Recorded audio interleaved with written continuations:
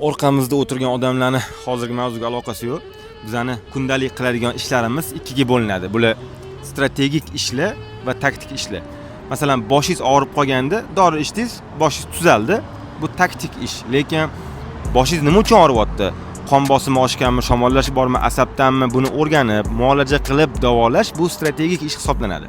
Yoki qorningiz ochdi, shuni ovqatlandingiz, qorningiz to'ydi, bor narsani yedingiz, bu taktik ish. Keyin ishga o'tib ketaverasiz. Lekin kundalik kaloriyani hisoblash, sog'lom hayot tarziga o'tish, uglevodlar, yog'lar bularni ajratib borish bu strategik ish hisoblanadi.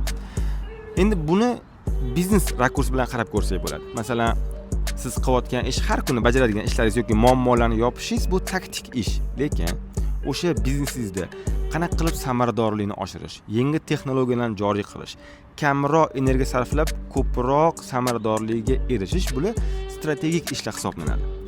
Oddiy bosh og'rig'i to'g'ri davolanmasa katta muammolarga olib kelishi mumkin. Biznesda ham kichkina muammoni kundalik yopib yurib, strategik yechmasangiz, u sizni bankrotga olib kelishi mumkin.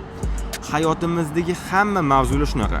Agar biz faqat taktik ishlarga e'tibor berib, muammolarni kunda yopib yuradigan bo'lsak, bu muammo katta bo'lib yecha olmaydigan darajaga kelishi mumkin. O'shaning uchun har doim taktik ishlardan tashqari, kunlik ishlardan tashqari strategik ishlarga, uzoq muddatli bizga foyda beradigan ishlarga e'tibor qaratish kerak.